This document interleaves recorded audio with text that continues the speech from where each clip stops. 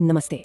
आज हम एक बहुत ही कमाल की कहानी पर बात करने वाले हैं। एक ऐसी कहानी जो हमें दिखाती है कि जब विश्वास अटूट हो तो नामुमकिन भी मुमकिन हो जाता है। हाँ, ये कहानी है भक्ति की, साहस की और सबसे बढ़कर विश्वास की। और ये तीन ऐसी शक्तियां हैं जो अगर मिल जाए तो फिर दुनिया की कोई भी चुनौती बड़ी नहीं लगती।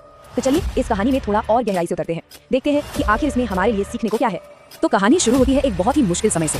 माता सीता का हरण हो चुका है, चारों तरफ निराशा है और तभी इस मुश्किल घड़ी में सामने आते हैं महान भक्त हनुमान, वो जो शक्ति, विनम्रता और अटूट श्रद्धा की मिसाल है। और यहीं से कहानी एक ऐसा मोड़ लेती है जहां हमारे नायकों के सामने एक बहुत ही बड़ी चुनौती आ खड़ी होती है। मकसद तो बिल्कुल साफ था, लेकिन रास्ते में था एक विशाल अथाह समंदर जिसे पार करना किसी के बस की बात नहीं लग रही थी।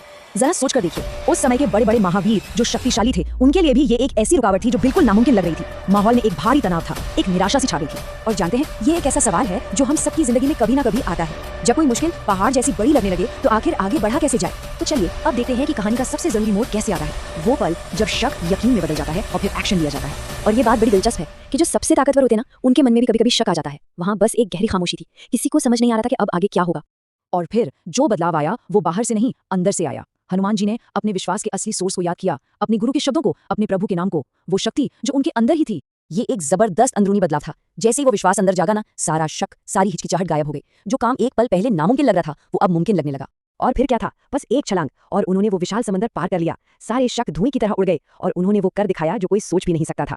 लेकिन रुकिए, कहानी सिर्फ समंदर पार करने तक ही नहीं है। हनुमान जी का जो विश्वास था वो सिर्फ इस यात्रा के लिए नहीं था, उसका एक बहुत गहरा मकसद था। लंका पहुंचकर उनका सबसे पहला काम था उम्मीद जगाना। उन्होंने माता सीता को ढूंढा और उन्हें यह भरोसा दिलाया कि प्रभु जल्द ही आपको यहाँ से मुक्त कराएंगे, आप अकेली नहीं हैं। इसके बाद उन्होंने जो कुछ भी किया वो सिर्फ दो चीजों से प्रेरित था। पहला, अन्याय के खिलाफ खड़े होने का साहस, और दूसरा, मन में सेवा का एक सच्चा भाव। तो अब हम कहानी के सबसे गहरे सबक पर आते हैं।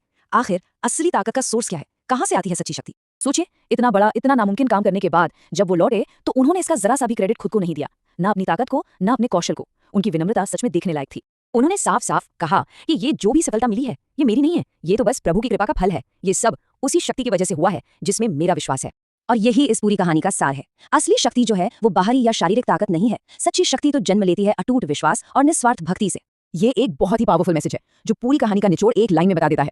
जब मन में पक्का इरादा हो और मकसद नेक हो तो फिर कोई भी रुकावट पार हो सकती है। ऐसे ही और स्टोरी और वीडियोस देखने के लिए हमारे चैनल को सब्सक्राइब करें और अगर वीडियो अच्छा लगा तो लाइक करें, कमेंट करें। राधे राधे।